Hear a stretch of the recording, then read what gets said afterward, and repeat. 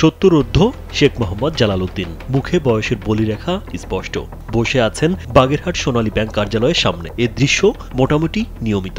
সরকারি চাকরির পেনশনের টাকায় স্বাচ্ছন্দ্যে জীবনের শেষ দিন কাটানোর কথা থাকলেও ব্যাংকের প্রতারণায় পরিবার নিয়ে অর্ধাহার অনাহারে দিন কাটছে তার। তাই তো প্রতিনিয়ত টাকা ফেরত পাওয়ার আশায় ঘুরে ফেরেন ব্যাংকের দ্বারে দ্বারে।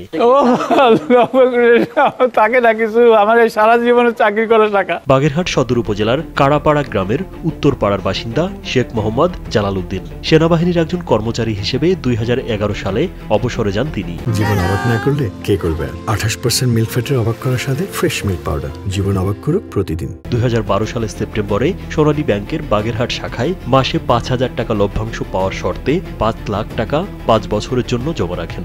পরবর্তীতে জরুরি প্রয়োজনে 2013 সালে 4 লাখ টাকা ঋণ নেন এবং 2014-15 সালে সর্বমোট 4,88,601 টাকা দিয়ে সুদসহ ঋণ পরিশোধ করেন। আমি সেনাবাহিনীর চাকরি করতাম, সেই থেকে পেনশন পাওয়ার পরে আমি 5 লাখ টাকা এই ব্যাংকে জমা রাখছিলাম। আমার বিশেষ টাকার প্রয়োজন হওয়ায় আমি 4 লাখ টাকা আমার টাকা থেকে লোন নিয়েছিলাম। কিন্তু 2016 সালে হিসাবের মেয়াদ পূর্ণ হলে টাকা তুলতে গিয়ে দেখেন জমা রাখা সব টাকা তুলে নেওয়া হয়েছে আগেই। ব্যাংকের কর্মকর্তারাই তাকে ভুল বুঝিয়ে সব টাকা তুলে নিয়েছে। এখন পথে পথে ঘুরছেন, ব্যাংকে বসে থাকেন, না খেয়ে দিন কাটে, কিন্তু কোনো সমাধান দেয় না। আল্লাহ, আমার টাকাগুলো এইবার চুরিয়ে গেল, আমি টাকাগুলো পাচ্ছি না, অথচ দাঁড়ে দাঁড়িয়ে বিভিন্ন জায়গায় ঘুরে বেড়াচ্ছি, আমাকে এই টাকার জন্য আমার কেউ সাহায্য করতেছে না। আমি তো বর্তমানে খাইয়ে না খেয়ে আমার দিন চালাচ্ছি। অসাধু কর্মকর্তাদের যোগ সাজসে চুরির ঘটনা ঘটেছে। এ ঘটনায় একাধিক মামলাও আদালতে চলমান রয়েছে।